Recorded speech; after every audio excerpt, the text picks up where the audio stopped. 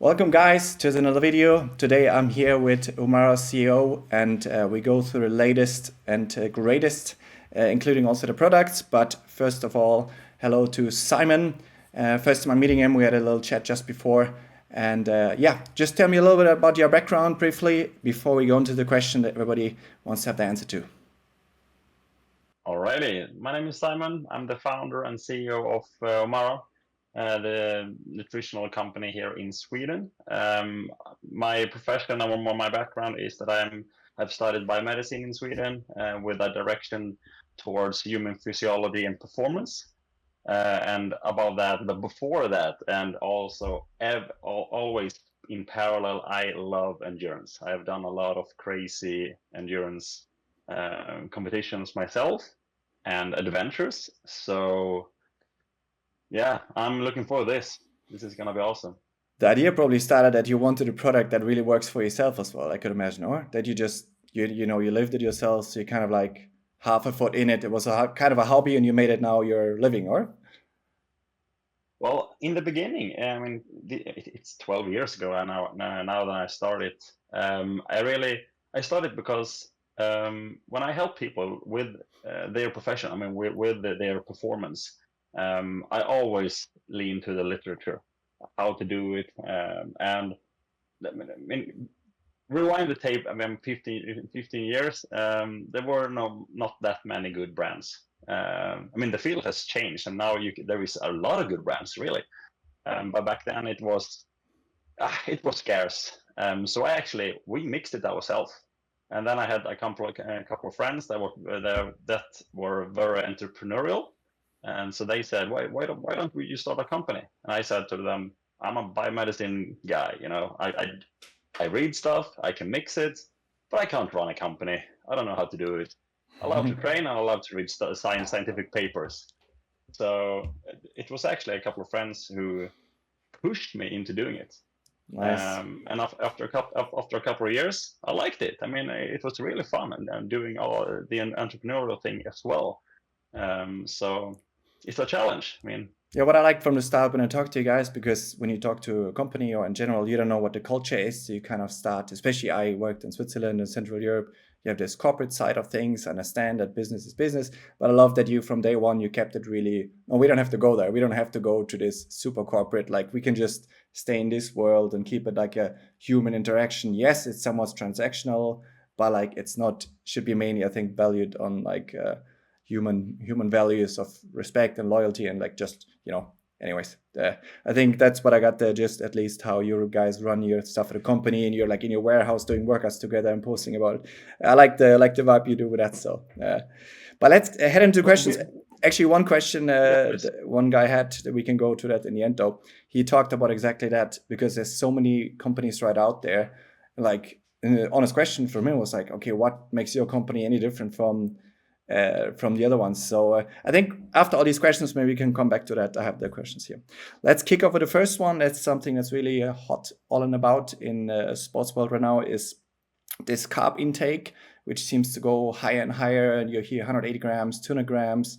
The current Leadville runner, course record holder, David Rhodes, shout out, very inspirational guy. He did now broke the records with mainly bicarb and also 130, 140 grams in running for 15 hours straight with the help of also That's crazy. slurping gels, which is a good thing I started doing now, which is possible with Umara as well. So you shoot it past the pellet, so you don't get this reaction of which some other products, if they are like thicker, it's kind of you can shoot it. But let's do the first one. So questions I've been thinking of personally, and then we can go through questions from the followers and like it on Instagram. So first, carb intake for 70.3 and full Ironman power. What is the limit? What is best? And how do we find out what works and what cannot be absorbed, i.e., someone talking 150 to 180 grams per hour of carbs in an Ironman? Yeah. And I would like to recite studies back to the early 2000. It was really here where you started to find this, and so they took a lot of guys and a lot of people to try and ingest 110 grams an hour and see how much they oxidized, and they could see that it was around 90 grams, and that one American College of Sports science, I know the foundation, recommended the new guidelines that 90 grams per hour is the new, yeah, to aim for. But this is really like, And this people when still you take cite that 20 study guys, now, 24 years later. They still say, oh, 90 grams, that's the yeah, one. really, Just because yeah, nobody it's invented in the meantime doesn't mean it maybe it exactly. isn't right. So, And the funny part is, I mean, 90 grams, there are very few studies who actually test 90 grams. They always test 110 grams, and you can see they oxidize in this session that follows around 90. So when they increased it in follow-up studies, they increased it to 144 grams, they could oxidize up to 120 grams. They could see, I mean, when you increase it, the oxidation also follows, but also in parallel, stomach issues. Some people get stomach issues, some didn't. And what we have seen now, especially in training, especially when, I mean, everything has increased, is that everybody's pushing this. So they push it in training, and they could see I can tolerate more. And what I can see when I talk to people in the field is that many talk that you can increase the output, I mean the intake, if there is a good output. So if you push 200 watts and you try to ingest 180 grams of carbohydrate, there is there is not so much back and output in the muscle that could take up that amount of carbohydrate. But if you can push unless you weigh 300, 35 kilograms, exactly, then it might be good I output. mean, yeah, then it would be amazing. But really, 90 grams an hour as a recommendation to a 60 kilo girl and a 90 kilo professional heavy as time trialist, it's kind of ludicrous, really. So it's like saying it, yeah, you cannot have an FTP higher than 300. Yeah. So it's very trainable. So I would say the upper limit. I have seen studies where they have seen over 2.5 grams a minute that you can oxidize if you ingest it in your veins. But it's still quite a short amount of time they tested it. I think a lot of things happens. I mean, during the hour 2 and 3, the muscle will, not deteriorate, but the minerals will be, you will not be so sensitive to calcium. A lot of things will happen. So I think the maximum will dynamically change during the race, but 150 absolutely, and 180. Well, that is interesting. Yeah, who knows? Yeah. For sure. So what you're basically saying, so first it's trainable. So like there comes the product in. For example, I've been in the sport for 13 years at least. So I've went through this process where there's still isotonic going on. Even right now, if I had isotonic today, I don't know the glucose fructose ratio, but like just a classic isotonic drink back then, power bar. I mean, with 70 grams, my stomach was maxed out. Like I was like the concentration, I could just feel the end. Then I learned a bit more that also, the preservatives that are in the gel, sometimes they make a certain tasting that can irritate. But now the latest science, which you guys have, is this glucose fructose ratio 0.8 to 1, right? So that is like the latest science, and a couple of brands of VGC caught up to that, but not all. So you got to look for that. I would say if you look for a product, would you say they should look first and foremost for that ratio if they can adjust it? And what would be another point if somebody looks for a product to take for let's say Ironman? I would say if you go 90 grams and below, it's not that big of a deal, really. I mean, if you go to a 2-to-1 ratio, it will be fine. But if you push it, I think the ratio should be closer to unity. I mean, 1-to-1, 1-to-0.8, especially if you go 120, 130 grams. And the second biggest part is that you have to train it. I mean, this is transporters in your intestine. They will get used to what you ingest, and they will get used to working with low glycogen in the muscles. So everything will be adapted to what you do in the coming hours. So I would say, I mean, to just have one single carbohydrate source like glucose only, I mean, that is it has to be 60 grams, 70 grams or below. that is really a bad product. So I don't think that is sports nutrition. Then it's actually better to drink cola. Yeah, true. Because that is Pure. actually glucose and fructose in sugar. So Yeah, and I talked to if some you don't, old champions. For example, Craig Alexander. He fueled his whole Kona was cola. That was it. So yeah, I mean, cola is unity. It's 1-to-1 ratio. So mm, it's really not that bad. Of course, it's no minerals, but I mean, you can take 90 grams of that. You have to be quite careful with the minerals if there is a prolonged competition. But it's not a bad product, really. yeah.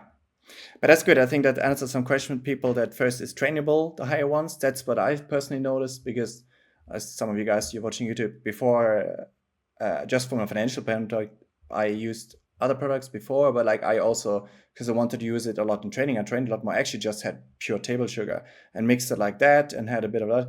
And it was okay. It did some things better than nothing. So for a lot of people, the financial thing is for example, that you say, right now I'm blessed that I got the support and that I got those products. And I, to be honest, noticed because of the frequency I use it, which before wasn't possible because the product was too expensive, that with the frequency, I feel like I do have this adjustment mode that, for example, when you're constantly having then 60 of one product that your gut knows, then you have 90, then in a high intensity, I take sometimes 140 an hour. I tried recently. High intensity was zero issue. I was like, whoa, this is amazing. So, so I think there's this factor to it. But for example, versus other brands on the market, I know you're very competitive also with the price because that's something that is important to say because you want quality. Because if you have a low price but the product is bad, it's no useless nothing. But if the price is very high and the product is good but the taste is bad, for example, so I like the combo you found there also with the taste because I wasn't sure before testing it if it works because you have certain taste in there, if that would actually be this preservative thing that, for example, orange taste or elderflower. I had in my mind like if I put a lot of that in. So how did you do it actually that you got the taste without the chance of having the preservative gut issue? We have it takes a lot of time. I mean, that Chemistry. takes a lot of time. To make the flavor really good. We have a benchmark that we say that one bottle of 750 milliliters and 100 grams of powder, that is a standard drink, and we want that to be very light in taste. We want you to be able to double it with ease. Because some competitions is really cold and you want to have a one bottle over 2 hours, and so you want that to be in the range. So there is very little flavoring in when we mix the product. So we test a lot of flavors, of course, but that is our benchmark. One bottle, 750 milliliters and 100 grams of powder, and that is 90 grams of carbohydrates in a 1:0.8 ratio. And the rest is minerals and flavors and some apple acid, so to make the right pH. But other than that, we have one flavor that is unflavored, and that is quite sweet, of course. I mean, the flavor can mask the the neutral sweetness one, of the right? It's product. called neutral. The neutral one. So what we try to teach athletes that want to make one bottle very concentrated, then we want to have a ratio of 60% neutral and 30% of one flavor, and then you can have one bottle that can, get closer and closer to a gel. Actually, a gel is basically so like 300 grams, let's say, per 750 ml, or what would be a concentration that works maximum if you had one bottle? No problem. Yeah. If you have one bottle and you mix maybe in 70% neutral and 30% with flavor, I would say you can get up to in my head right now, 300 grams for 500. So I would say 450 grams of carbohydrate in one 750 milliliter of bottle. That is so big. That is 4 hours. Yeah. 4 Also, hours, but a Ironman, practicality when you're Yeah. racing with, they have special needs and all, but that's really good for people to know. That's something I always played around with, like how do I take the nutrition with practically that I have it on board. First chance of losing it reduced, but also that, I don't rely on other products. But that's great. Let's jump quickly into Yeah. the next one. Then we have the top 3 Yes. sport nutrition performance tips for triathletes from a scientific perspective. All right. Um, I, I had to read in here because so I don't get off track too much. I would say train in the intensity and take energy as if there were a competition. That is a very big one because a lot of people they train short session and without carbohydrate, and then when they do intake energy, they don't intake. I mean the race nutrition levels, and then don't do it for prolonged time. So it works for 1 hour, and then something you have not noticed your stomach getting full. I mean, you have not noticed it. So it's a really train it to see if it works. And then you will also find the bottlenecks. I work with a guy here in Sweden who is, he's an amazing 100K runner, and he gets so. I would say he needs to pee. He needs to pee a lot during the first 1.5, 2 hours when he runs.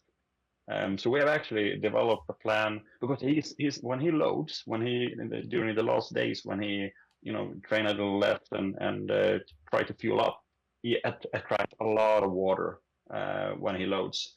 So when he starts running and he doesn't sweat because it's early in the race, it's often in the morning, so it's cooler.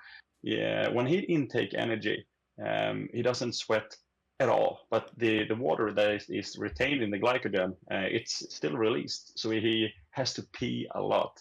So I mean, during the first 2 hours, he basically take gels, and then we switched over to more and more sport drinks when he does these roundabouts. When he exercises in the heat, I mean, I know the plan is different, but it's a very dynamic plan depending on. So really train it in the intensity, train with the amount of energy to see where the bottlenecks is. So See what the body can do, uh, basically. It tells you with gut yeah, discomfort, and lack of energy, or like even fuzziness when you're yeah, like dehydrated, for example, like those symptoms, headaches, then you're dehydrated probably. So, or yeah, exactly. Try and really be dynamic here. To drink more than 1 liter an hour is super hard. I mean, it's super hard, and then you need to both train it, but also trying to get more external cooling, if possible, and pour it on you, drink more cooled liquids. But yeah, train, and that's number one. Oh God, this is gonna take some time. Um, I have one here that I really like because when you're doing an Ironman now 7.3, you will end up in a state where the glycic levels in the legs are kind of empty. I mean, maybe 15 to 20%, and you will stay there, and you will find here is where I can level. If you come there and you increase your race nutrition to what your stomach can master, a state where the muscle is not fatigued, but it can be fueled with the exogenous carbohydrate you take in, and the fat oxidation can be maximized at that intensity. Here is a really sweet spot that I find that a lot of athletes really should be spending more time in. I mean, that's why long distance skiing and triathletes really do long hours in race pace intensity because they train for prolonged time, a muscle that is depleted but still has to push that wattage that is the aim. So you can really you can I mean it's there you can have the best draw from the blood into the muscle and oxidize the nutrition, and it's also there you can see, is my stomach is my stomach getting upset here? Because I mean, when the stomachs will only empty if the intestine can empty to the blood, and the blood will only empty if the muscle can use it. So it's really this chain reaction, and it's maybe after 2 and 3 hours you can really find the bottlenecks and to And a lot of see, people think when can they I hear increase race it? intensity, they hear like their brain thinks like effort level hard, yellow, red. I mean, when you do Ironman, we're talking zone 2 intensity, which if you're a beginner Yes, yeah, triathlete, zone 2, you have to break a lot to get the heart rate down. When you're fitter, you have to actually quite work a bit for a zone 2 effort. But yeah, if you do talking 70.3, that's like the zone 3 range. It's definitely sub anaerobic threshold. So even there, you can spend quite a good time there to train and then Yeah. have the output, and then you can see what can your gut actually tolerate with training. Yeah, exactly. And you need to come there. You need to be there. That's when you will find, no, it's my stomach that is the problem.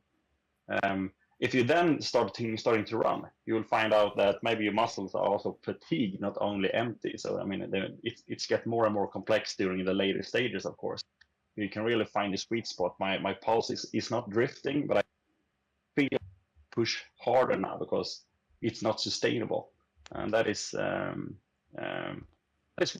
I mean, the pro cyclists and pro triathletes train a lot in this way on the aerobic threshold. Yeah, the third tip from a nutritional standpoint is eat light food and make a plan.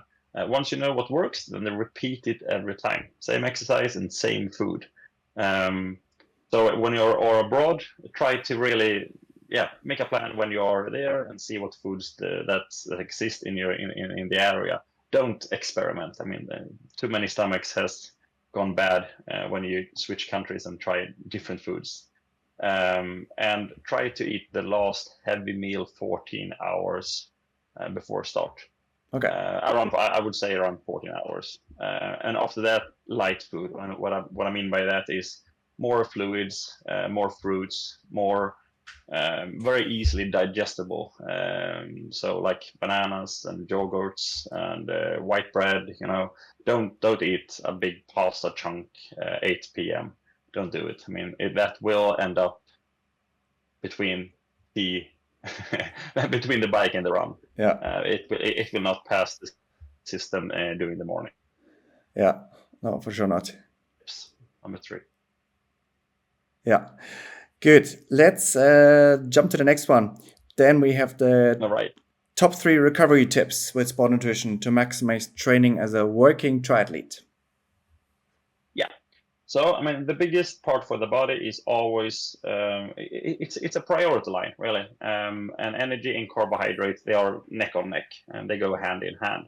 So if you have had a draining session, hard and long, really prioritize 1 grams of carbohydrate per kilo body weight. I would say you can even increase it to 1.5, but at least 1 gram per kilo body weight each hour for 4 hours, and that includes the meal. Think about it. I mean, how much pasta do you really eat these 4 hours?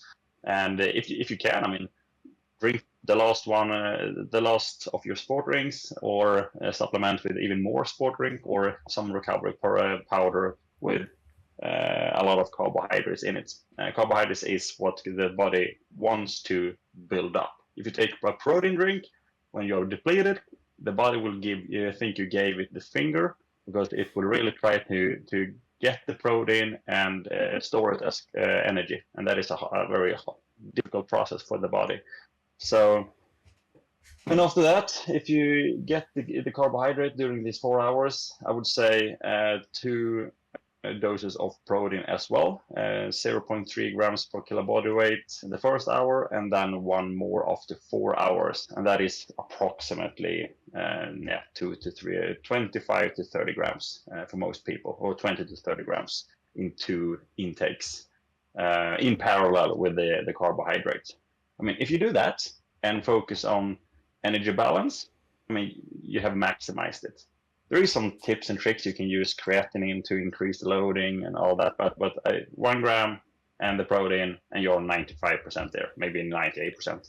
I think to add on that, I think that what I learned recently as well, because we always think about with carbs and glycogen as for energy, and most people think, okay, I need this to my muscle to function, even all athletes think like that. But it goes a bit further, even that's, for example, there's a link between this low carb thing and having no carbs and stress factors and health, because there is glycogen is needed for the immune. When you think about it really deep down on a cellular level, I mean, which you know better than anybody, what I learned recently is really that glycogen is needed for the immune cells to work. If the immune cells don't have the energy, literally immune system doesn't work, or like you have only a certain amount of carbs. I mean, and the body has a priority to take care of organs, brain, and that's all used up. And you got a sore leg there, but you got no glycogen left, or ate too little carbs. I mean, the body says, yeah, sorry, extremities, they're probably way down the list of priority to keep you alive, right? Exactly. Absolutely. I mean, that's why you are very susceptible to infections after a hard session. Mm. If you train really hard, you compete really hard, and you don't feel right, and you go out partying, I mean, you're super susceptible to get a cold or some form of infection. So absolutely, the body has a priority. Mm. Just protein and hope. So now I burned a lot of calories. Now I'm lean. I'm just gonna intake protein so I can build muscles. The body will not give you muscles after a depleting exercise. It will try and store that protein as glycogen, and it can do it, but it's a hard problem. It will stress the body even further. So yeah. Yeah, interesting. And then we were on the second, the second one to maximize as a triathlete was learn to eat well but focus to maintain calorie balance. Yeah, this one is a biggie. Big issue in Because triathlon. I think most people, yeah, it is. age Yeah, group, all of them, including me in the past, we eat way too little. And the only way, I mean, you go ahead. I have some stories about that. yeah. But please, I mean, the biggest determinant to be able to avoid overtraining is to eat enough. I have a study here in front of me where we actually talked about Christian Blumenfeld.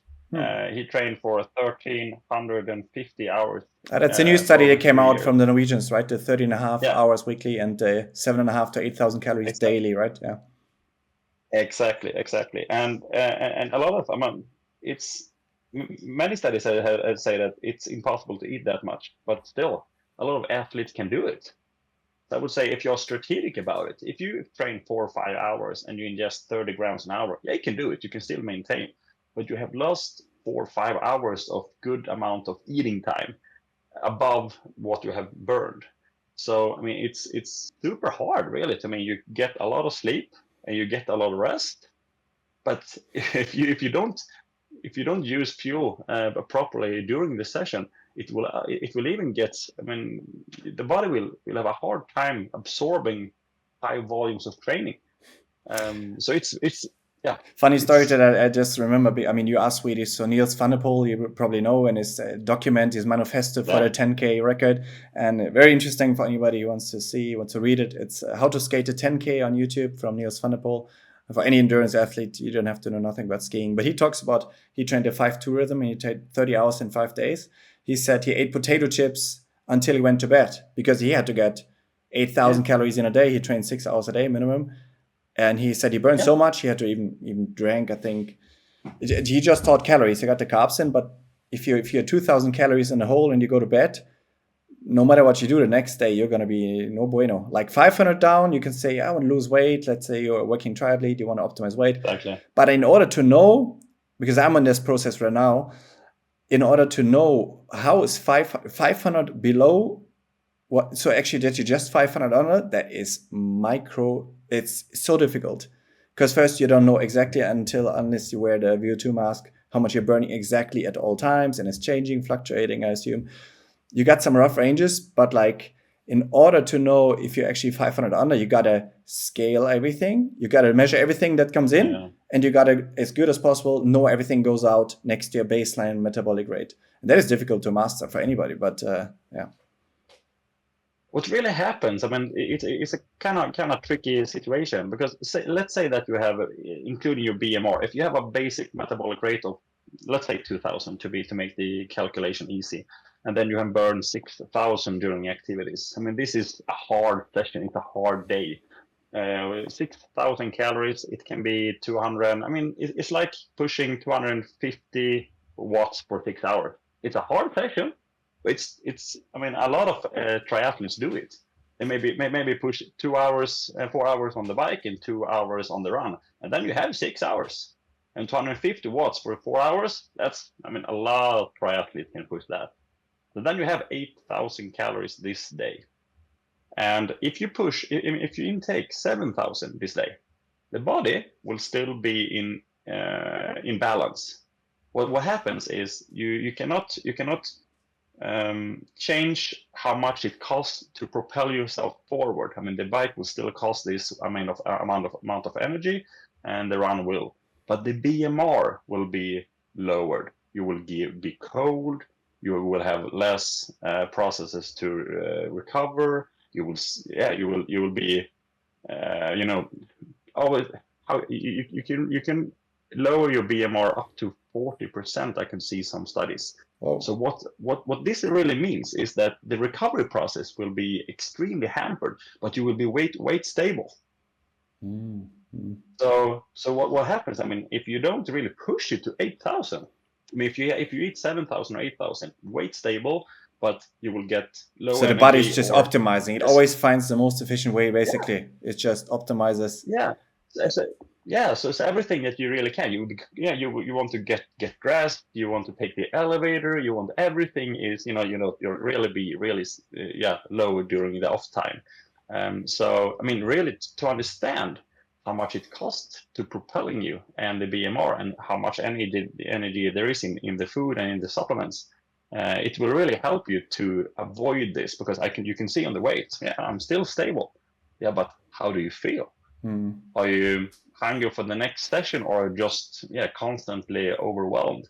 I think that's a long journey because I mean, it's so hard to analyze, right? Because it's like your coach gives you this session. Of course, I'm going to be tired, and we athletes really good at fooling ourselves, and then you don't want to be the one. You train for an Ironman, you expect it to be hard. You're like, of course. I mean, I feel shattered. I have pain here and there. That's normal, right?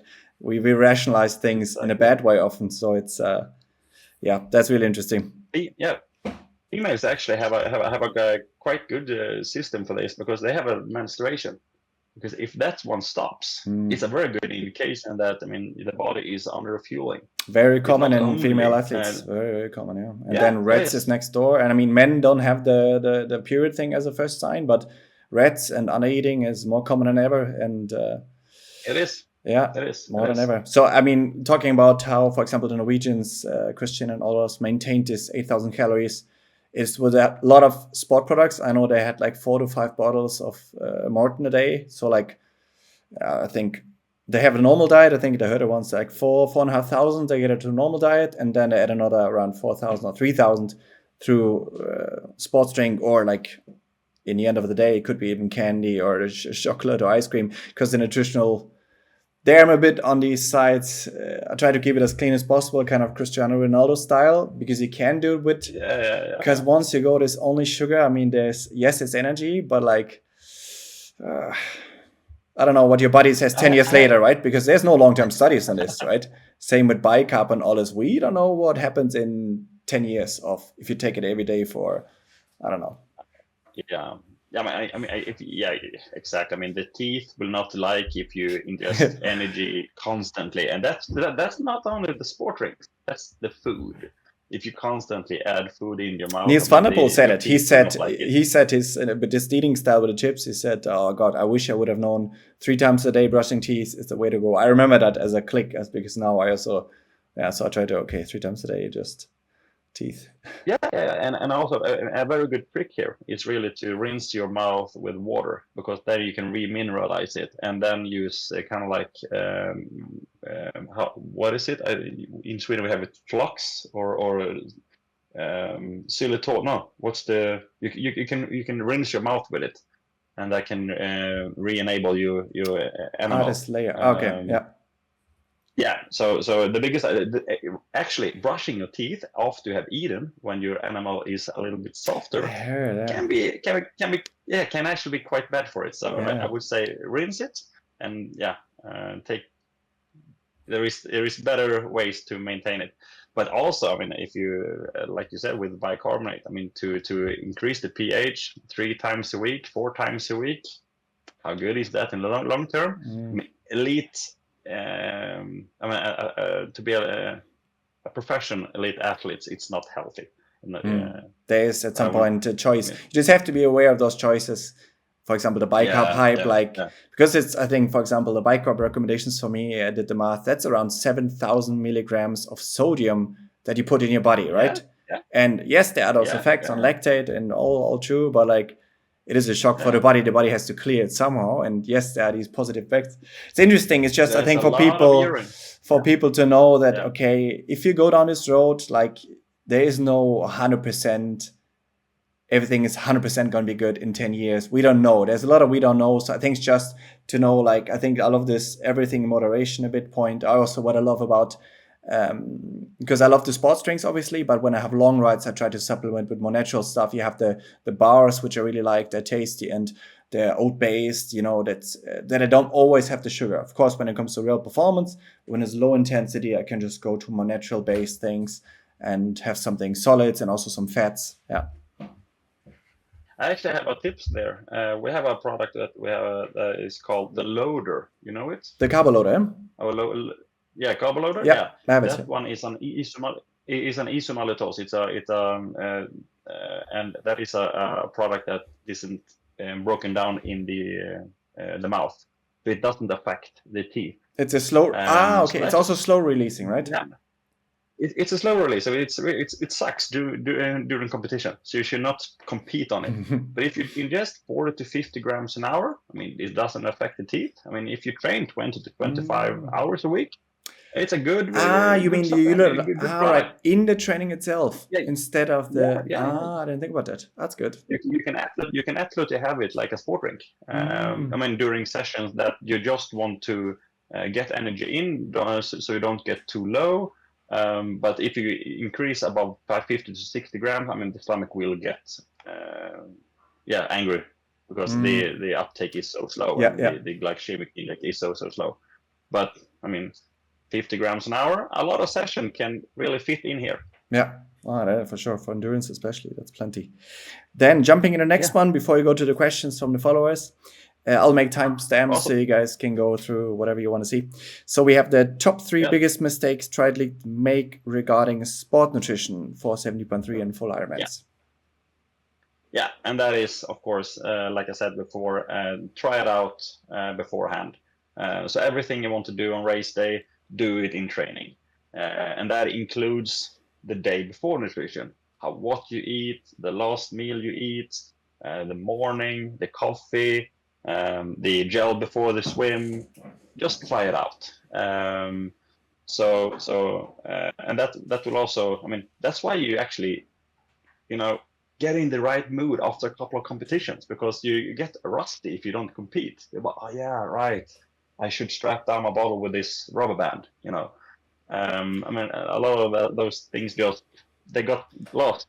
I think we all, especially when you're working full time, we all kind of know these things. Yeah, I should, but it's with 3 sports for many, it's so overwhelming to I think the priority list gets messed up with people. What's always important? So, for example, coach gives you 3 sessions, family at home, work, blah blah, and then just try the products maybe once, 2 gels, and then you pay $700 to sign up for the Ironman. You fly there, you do everything.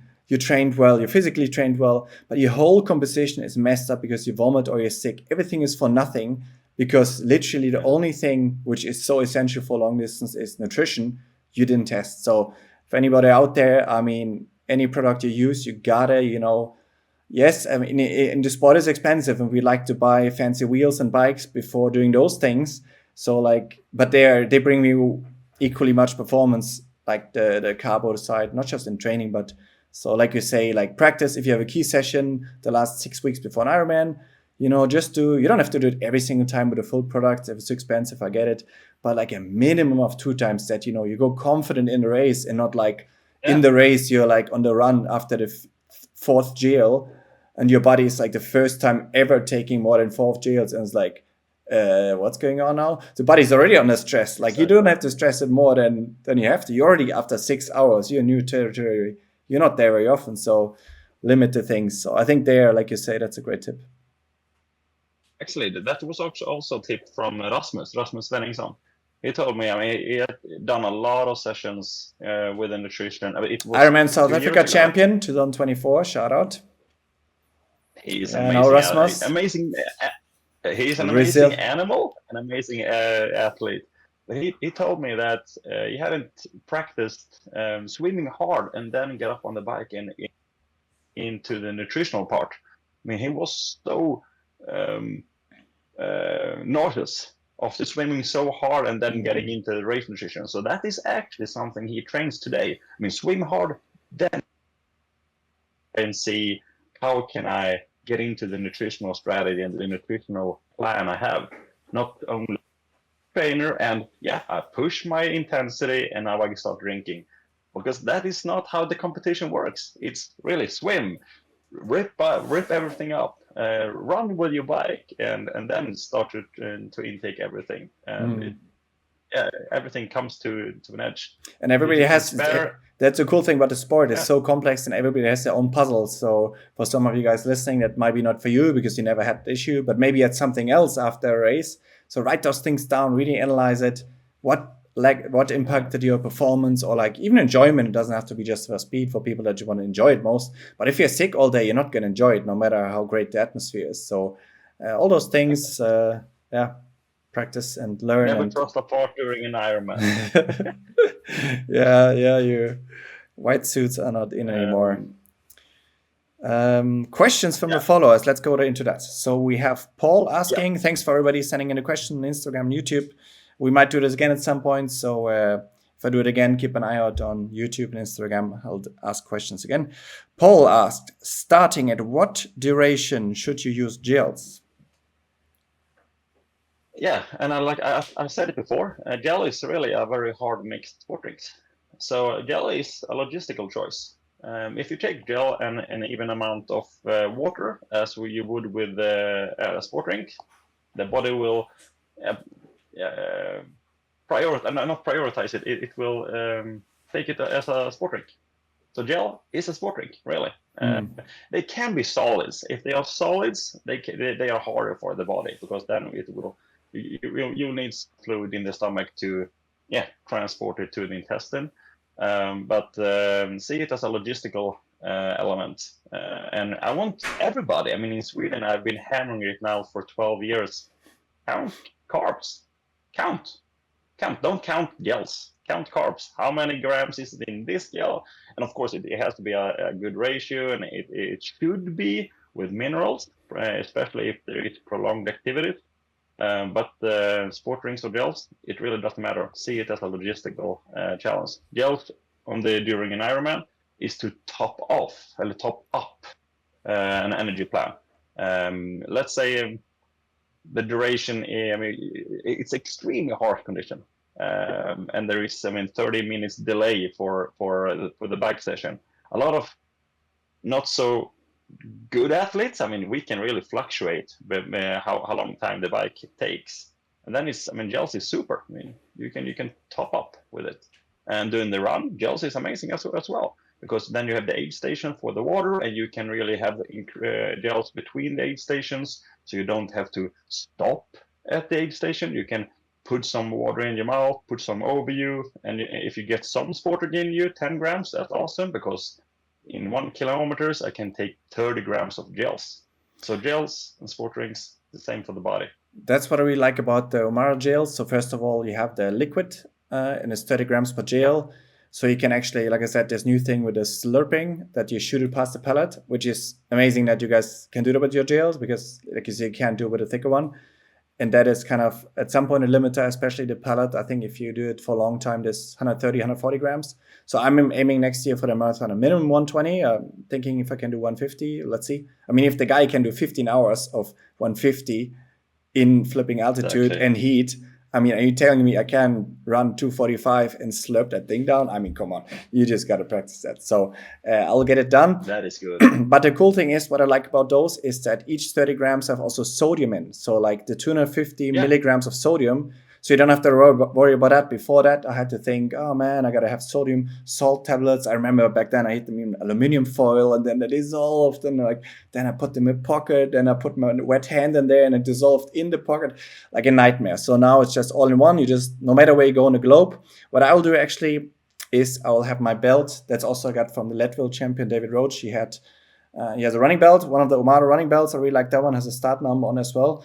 So I'll put all my gels basically in the suit. I have pockets and there. So for the whole marathon duration, I got all the gels. Impossible to lose. I got all the sodium, all the carbs. All I need is water, plenty of it, and cooling. So I'm super independent. Yeah. You can just run. You don't have to worry about everything. So I like that. Awesome. Then B. Willie asked, does a body require more carbs per hour when training / racing in hot conditions? I actually had to look this one up because that is a question I actually got in the yeah, just a couple of days ago from one athlete. And no, and yes. So if you're comparing the exercise at the same relative exercise intensity, it is no difference. Interesting, right? Because But everybody think, of course you burn more, it's hot, right? Of course you do. That would be my first instinct, right? Like, of course it's hot, you burn more, yeah, you need but more. Not true, huh? yeah, but you decrease your intensity because it's hot. So actually, you can more easily bridge the gap how much you consume it because you also lower the intensity.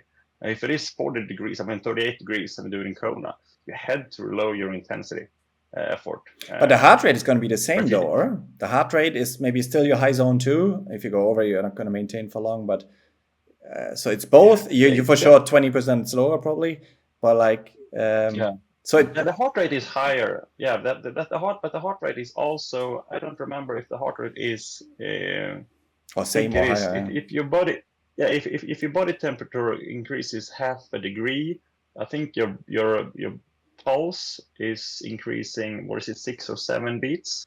So I mean, when you really get in the high zones in temperature, I mean, the heart rate will increase just to keep you cool. More blood is going to the skin So and not try actually to to the running that you cool would you have, down. right? Yeah. Mm. Exactly. So yeah, So you say keep it the same hot carb intake per hour, keep it the same in training racing hot conditions as you would in normal conditions. I would with a discrepancy that if it is really hot, maybe you should decrease it because when you come to when it is, I mean, I would say 40 degrees. If you try to ingest 120 grams in 750 milliliters, there will be slower uptake than if you get 80 grams per liter. So if you really want to hydrate, I mean, if hydrate is the priority, you're really dehydrated, you should intake 60 to 80 grams per liter. That's when the hydration is the biggest, I mean, the highest. More than that, the hydration will be a little bit less. So it will, yeah, take a little longer time to move through the intestine, and it will hamper the uptake of the water. But I mean, I don't. I helped a guy bike through US this summer. He competed in RAM, Race Across America. We actually won it, so that's cool. So I mean, we biked through desert, I mean, Death Valley, and it was 45 degrees in the sun. Badwater He marathon, never, huh?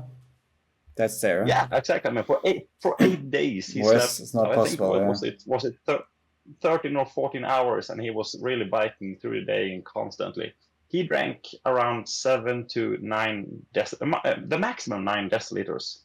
Intake maybe 80 to 90 grams an hour.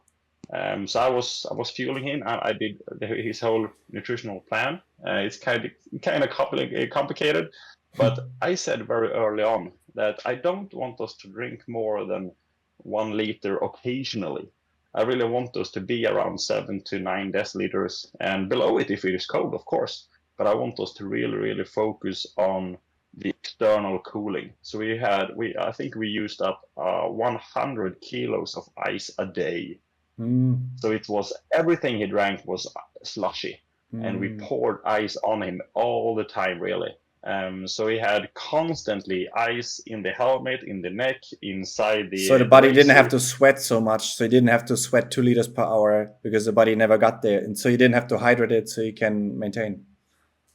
Exactly, and then we weighed him. I weighed him around 4 to 5 hours. So when we had a planned stop, when something happened, I just directly brought out the weight, not the weight, the scale, to just weigh him, and in an Excel spreadsheet just log it, see what's happening.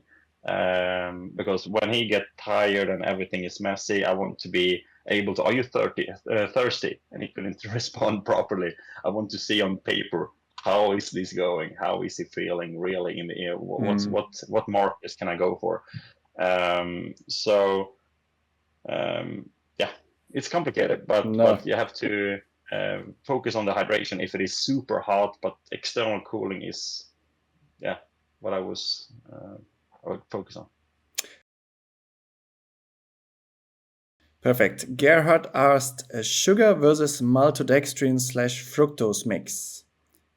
So I think what's better, that's his question, or yeah.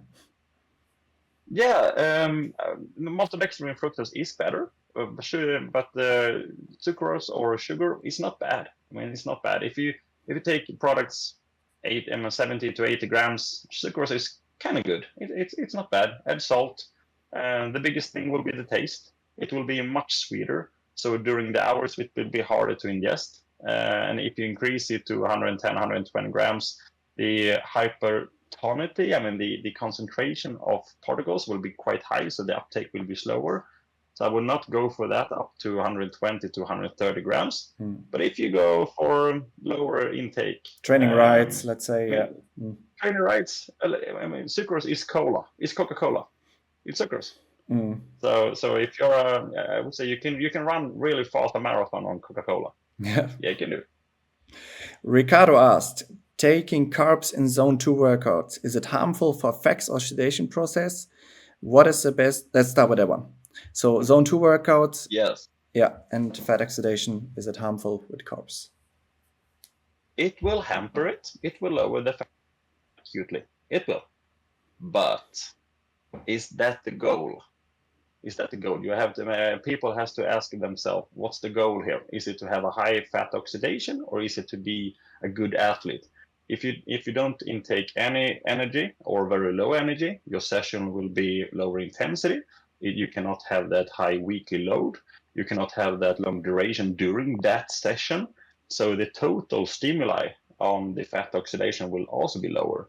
So I did some calculating measurement. I mean,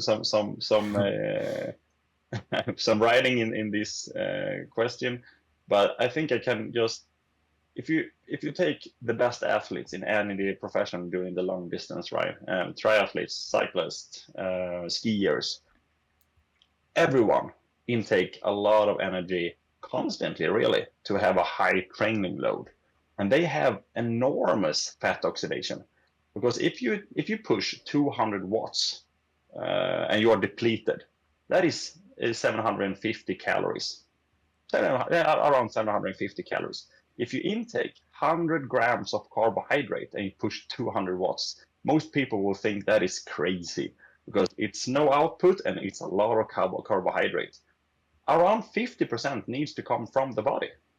I mean, 50%. I mean, you can store like 500 grams of carbs, and that's it. And when that's out, yeah. Yeah. And then when you're depleted, it takes the body quite some time to really refuel and store it as glycogen again. So if you have a session that goes into the afternoon, and then the next morning, you will start with low levels of glycogen levels in your body. So if you're on a training camp, you cannot avoid training with low glycogen levels. So if 5 to 6 hours a week, yeah, you can start morning session without carbohydrates. Don't thread it, don't stress it. But if you train over 12 hours, I would not recommend playing around too much with it. Interesting. 12 hours already, yeah. Yeah, that's exactly the learnings I had as well, because you have to look at the weekly volume as well. If somebody trains 6 hours a week, you want to maximize fat oxidation.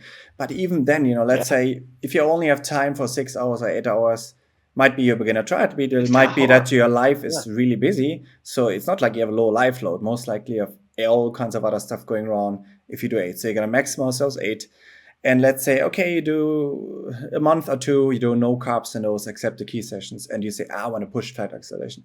Makes you more tired, especially if you do 1 week. Nobody cares about 1 week of training. The real endurance benefits is 12 weeks straight, 3 months, 6 months, 12 months. That's the only way anybody gets better in any endurance sport. So does taking carbs in that long run make it more enjoyable? You don't get so tired, but you can do it for 12 months straight. That's going to help your fat oxidation more than, waking up, I just have a coffee. I went down this low carb high road 2017. I got lost in the 1%er, went that road extreme, and took me 1 or 2 years to come back from that. My 6 months at good performance. Really, I had a very good Ironman on 60 grams of carbs, and I felt, man, this is it. I found this 1%er piece. I love it. And it was such extreme. With the triathletes, they love the extremes, right? And you have to just, like, if it's, it takes so much dedication to eat a certain way. And anyways, like, what is a choice that helps you to have fun and maintain for 12 months straight? So only gains, you're really going to be strong in endurance sport. If you have something that's kind of cost extra on top of the training, that's why also with quality of food, I had a long journey there to like super clean. And then, if once a week eating a burger, whatever the hell, you enjoy it, it makes you happy. Like, even on the highest level, you see people do this. The cyclists, they have a cake and coffee first for calories, but also enjoyment. Like, if you're 6 hours a day in a saddle, you got to enjoy it, right? And if you have no carbs, your mood drops, everything is more tough for the body. Yes, there's, and now when we talk about even extreme long distance, the runners, like you say, the David Roach came in, and high carb, and all these long distance runners who are famous for their low carb approach, and they eat nothing. Killian eats a Snickers bar and 500 milliliter for 12-hour hikes. It's great and it works. But you see David Roach, high carb approach, deleted now the trail scene. So very interesting. Yeah, it is. I really feel that the whole direction everything is moving is really to question how it really works. In going the scientific route, if you look at the BMR, look at how much is it consuming. So if you consume less, what happens? And there is a lot of studies. Take this study on Christian Blumenthal, or take another study from Didrik Tønseth. It was a lot of things happen in the Norwegian countries.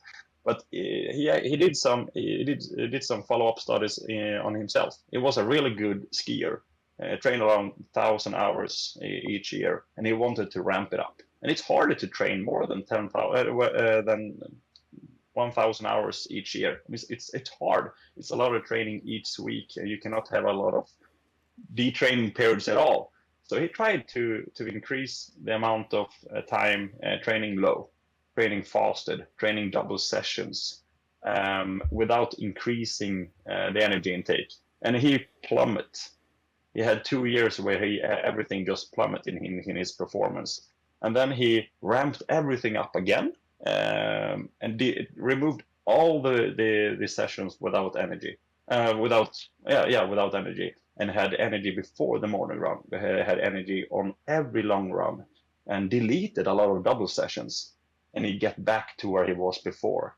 And it was a really good study. Really, it was very transparent that if you come to a certain level and you want to push it, a lot of people want to try this route. Yeah, it's so classic. They got so lost. Like, I'm within 1% of winning. I need to change everything how I got here to do the last 10%. No, man, no. That's a classic, though. That's the ultimate self-boycott, Stephen Pressfield resistance, like, tips the whole ship. And during this session that his performance declined, he was, during this umbrella of the federation that he was supported, and during the years that he came back, he was alone. He was kicked from the team because if you can't perform, you will be kicked. And then he moved back without the support, but he got support from scientists and trainers that you must get back to what worked before. Fundamentals. I think for everybody listening, like a high carb approach, let's say if you before took 70 grams in an Ironman, try 100 first in training, see how that goes. That's already great. I think fundamentals is something, because everybody here listening, or like a lot of them will be like, man, I got to hit this 1%, this magic thing. And when I do that, then finally it's going to all explode. But like, no, whatever helps you to keep the fundamentals, training, recovering each week. That's a simple little message. Your products, any nutrition products, help that the athlete can train, recover as much as possible each week. And that will make you the best athlete. So everything that goes into that body. Yeah. Good. Patrick asked, last few questions. There are so many nutrition companies out there. What differentiates his or yours? Why would an athlete choose his product over others? Yes. And here's the question everybody loves to hear the answer for, isn't it? Well, as I said in the beginning, when I started, there was not so many competition. I mean, so many companies. It wasn't. If you didn't like, it was. I don't want to talk bad about all of the companies. I don't like it. So I will not do it. I would say that the literature is always developing, and our philosophy is to mimic the literature and to have product in a logistical way: sport drinks, gels, bars, protein. To have products that we know what works in the literature, and if some product get not disputed, but if a formula has to be changed, we change it. We have no pride in this is our formula. We try to listen to unbiased scientists and just copy. We copy the science. We copy what works. We copy from research. That's my background. I read a lot of studies, and I have always done. The easy part, really, for me, is to put together a product. The hard part is to make it palatable. I mean, good. To make it good to drink, to make it easy to use, to make it really, really easy during the logistical phase. So I really think that why should you buy Omara? Um, I would say we try to be transparent. We try to be the best and not hide anything, and be competitive in price. And in the end of the day, isn't it good with competition? You can taste a lot of, not taste, I would say, you have choice. So I love nowadays there is a lot of good brands that I can recommend. For 12 years ago it wasn't. So and it come yeah. So but it's room for more. I would say competition is good. Yeah, I think like you said, it comes always down to those 3 points, like not necessarily in order, but like, yeah, pricing is one. But before pricing comes quality of the product. It has to be a good product. Yeah, Yeah, of course. quality of the product, taste of the product, that's probably third, and price. Those three. And those have to work well. If the taste is horrible, I mean, good luck trying to get that down after 3, 4 hours. It has to be digestible. It has to be on the latest science, which a few products, I think 3, 4 brands have this ratio that you guys have. But that's it, right? There's a lot of more brands out there that still use other ones. And so I think it's great that you're always open to change and always develop. I like that. Then Joshua, last 2 questions. How do you fuel your swims? Best recommendations for fueling full Ironman. Let's say, how do you fuel your swims? Start with that. Yeah, I mean, during the swim, you're not allowed to fuel, as I recall. You cannot have any fuel with you. Or even training. So let's cover both racing and training, maybe both, I guess. Oh, yeah. Maybe, I don't know which one. In training, I would really see it as any other training session. I mean, if you're running for 2 hours in just 60 grams an hour, depending on what type of training and which session it is and what you have afterward. But I would say if you swim for 2 hours without energy, and then you have a bike session, a run session, you would not feel super good in your bike and run session. So I would fuel appropriately, maybe 60 grams an hour, and have the drink on the side. And yeah, really try and have it like you would on the run. Each 20 minutes, take a sip and see where you are. Maybe drink a little bit more concentrated because you are in the water. You will not sweat that much. So we will probably not be that thirsty. Well, of course, it depends on how you swim. But during the competition phase, you're not allowed to take in. But I would recommend taking a gel before the swim, because it's an opportunity lost if you getting the. I mean, if you don't have a pre-race nutrition and you warm up and you swim and then you switch to the bike and you get on the bike and get off, then you might have 1 hour 50 minutes, 90 minutes without any energy intake at all. That's a lot of time.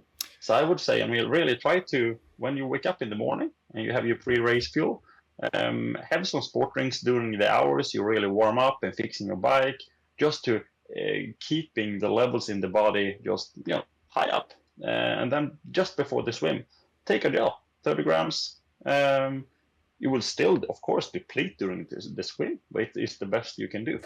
I think that's what I So will do people who, actually. That I'll start practicing, especially with full Ironman, where energy is a thing. That even in the race, I'll start practicing that. That I have a in transition because it's got to be quick with groups, so you got to be very quick and you got to be adjusted. But that energy of 45, 50-minute hard swimming, that's a lot of carbs and also liquid you're sweating. That's gone, and everything that's on the bike, yeah, that's made for everything you lose on the bike. So when you come to the yeah, run, so exactly. I'm gonna try to actually in T1, I'm gonna put a 500 milliliter bottle, put maybe 60 grams, maybe 80 in there. I have to start and then like chuck that in, but I have to practice that with my gut, Yeah, right? yeah, Chuck that in. Normally I can take it right away, and then you go onto your bike, and so you refuel right away what you lost in a swim. yeah. That's the beauty of it, really. I mean, the stomach is it's like a bottle of sport drink, really. So if you can take in 80 grams or 90 grams in one chunk, and you can swim on it without getting nausea, super. It will still take it will be uptaken. The body will not, oh, you're on the swim, you can only take up 30 grams, oh, the 60 will, it will not, it will be in a queue. But the risky part is how will your stomach like this? So you really have to train this.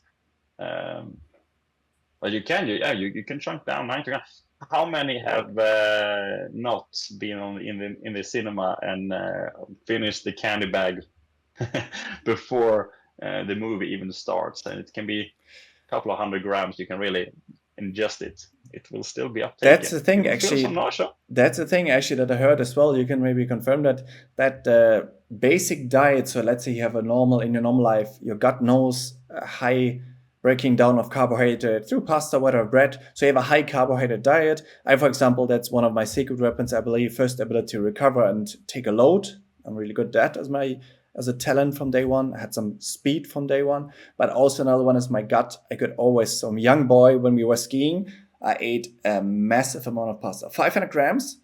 Young boys skiing, chucked it down, back on the skiing, full gas. So like from day No one, problem. no problem, not sick whatsoever, full gas. And so this is kind of something. Are there links between normal diet and carbs and sport drink and like high carb uptake? Because I heard like, yeah. Absolutely, absolutely. I mean, if you eat a very low carbohydrate diet and then you drink a lot of carbs during training session, maybe you will have a mixed diet in total. But if you eat a lot of carbohydrate and you intake it during the sessions, you will have a very high uptake. Definitely. I mean, how you eat will affect your possibility to handle it during the activity. We're kind of in Yeah. an exciting time, I think, because there's so much research out. But I mean, if you would like even 10 years ahead, things we're saying right now is kind of outdated, or 20 years. So imagine, for example, even heard this David Roach. He's a really open mind. He's a scientist and like interested, but he also, for example, questioned. I'm curious on your take. Questioned the possible liquid intake of fluid. He, for example, practiced 1.7 liters an hour because of the heat thing. He practiced that. So he did What? the 140, Really? Yeah, did that. That's how he ran the record, I believe, because it was altitude and hot. He did 1.7 liters in running an hour and 140, 150 grams of carbs. He said That is that amazing. is, That but is he trained it. amazing. But he trained. He said he trained. He looked Yeah. from people from actually competitive eating, and so he just said, "What happened?" I did it the other day for fun. I got inspired. Like, okay, what happens if I take 140 grams now in one shot, plus a liter of Yeah. liquid, just like bam, like a shock for the body. And like, of course, they could always Good. go. And then actually nothing happened. I thought, man, I'm gonna be sick a bit. I'm gonna be overloaded. It's like, huh, interesting. Not that you do that in a race, but like Okay. the body and human body will. It's a crazy. I think we have so many more levels to what the human body can adjust to. Yeah, yeah. And at some point, of course, you Yeah. find a level and then your body breaks and you do a mistake. But like with gut and this stuff, I think it's safer than saying, hey, I'm gonna train this orthopedic load that might injure me or whatever. I think I don't take my word on this, but I think I read a study where you took a section on the of the intestine. You can only study a couple of centimeters each part. So and then you try to extrapolate that this is what happens in the intestine. So if you only have pure water, the body can absorb 1.5 liters approximately from pure water. And if you have a 6% solution, also 60 grams carbohydrates per liter, the absorption can be increased up to 3 liters in if you just sit still. So it was double if it is just plain water. So if you want to really hydrate, it should be with carbohydrates and some minerals, but the minerals actually affect the uptake very little, if even at all. It's good for the balance, but not the uptake. But I mean during the session or during the running, everything changes. I mean, you twist, you jump, and so it's not a stable situation for the intestine anymore. No, the body gets. But you gotta try it, right? I mean, but yeah. yeah, but still, if you don't have a team that can pour water on Yeah. give you a new bottle every time, I mean, then you have to pay. I mean, the competition is the competition. If it is 30 kilometers in heat, then you have to find a way to do it, find a way to fix it, or to handle it yourself. So I think really interesting to be able to absorb 1.7 liters. That's cool. That's exciting time. Yeah, I'm really excited for taking all this knowledge into hot races, especially Kona is one of my big goals, and really be really good before that maximize your chances. Fitness dynamics. Sure, you can only do what you can hear, but you can, I think, do a lot with being not just heat training and all those things, but like if you really get the nutrition, if you really know I'm losing these many liquids and these many carbs, and like I get all of this in, I can do it. I think, things should be. I don't. How much? I mean, how much? I mean, if you have Kona is kind of short session. I mean, it's. Do they drink 1.5 liters? I think because they only take the cups, so I think they don't measure it. I think the coolest studies out there anyways are all from the pro cycling teams, but they don't show the studies because it's it's too much money involved. Okay. I think there's a real knowledge even right now. They're like ahead of the game. But even there, I mean, there's the only thing that people talk about. Sam Laidlow, for example, when he got second, that's the only thing he changed, that because he loses 3 liters an hour in that. So he started drinking, I think, 1 liter right after the swim. So they had it the first time. I always study the sport, so I'm always listening. He chunked it down, and then he got 3 liters an hour. I think, or Magnus has now 3 bottles. So there are people that understand it, but I would say maybe, I don't know how many, but I would say still, even the pro field from 50, maybe 5 guys do it really well. I would say that's my gut feeling. The rest, I don't think they have an idea what they're drinking or roughly carbs, but like they're just like. That's super interesting. Yeah, I think it's still a long way to go. If you take our products, we have in 90 grams of carbohydrates, you replenish around 7 deciliters of sweat. If you take 180, you have replenished 1.5 liter. So and that is approximately. I mean, if you're heat acclimate, how do you say it? Acclimatized. Yeah. Acclimatized. Yeah. If you're that, you will sweat even less sodium. Yeah. And it will be even better. The problem is to get too little sodium, not too much. You can always pee, but if you get too little, I mean, it can be a dangerous problem in the long run. Yeah. But it would be super interesting to hear how much they really can intake. I have heard marathon runners that drink 1 liter in each hour, but still can lose 5 kilos in 2 hours, and that results in 3.5 liters an hour for a body that is 65 kilos. And that's just 2 hours. But the sweat, exactly. All right, yes. My camera went off. I'm the little man down there now, but we can finish the conversation like this. So last question from Yuri, and then we're checking out. Should I stick to my nutrition plan during a half Ironman or full Ironman, even if I feel good in the actual moment? Meaning save stomach a bit and not over-prevent hypoglycemia. Yeah. This is a tricky one, really. But I would say that if everything is good and you have trained it, stick to it. But when it's closer to the end of the bike, then you can more experiment with it. It's no danger really. I mean, if you feel that, oh, this is too much, you can always move back to the old plan. It's like being on the threshold. If you can really push it, I can feel this is too much, you can let go a bit. So I would say a competition is flexible, and you should as well. And the same is if the stomach is upset and you have to, during a couple of hours or an hour, decrease the energy intake, then do it. But try to get back to it again. It's not forever. And this is helping people during 24-hour runs when they do laps for 24 hours, really. Just try to run as far as they can. If they get to a situation where they feel super sleepy 1 or 2 at night, I always say limit the carbohydrate intake so you don't get nausea from the carbohydrate. But as soon as you get your head back in the game, maybe some caffeine, maybe some form of 5-minute power nap, or however, get back in the game again.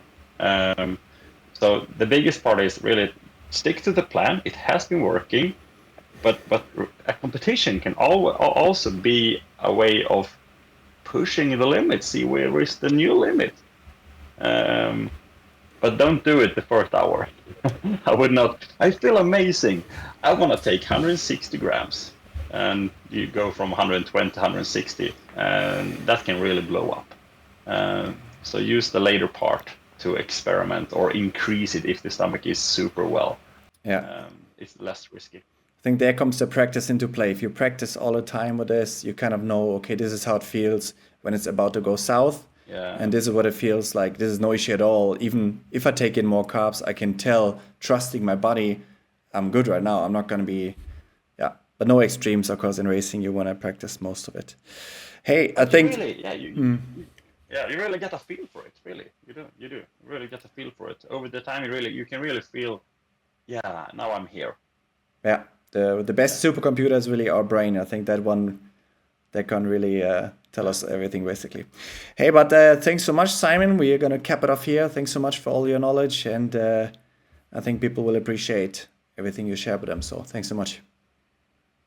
Thank you. Thank you.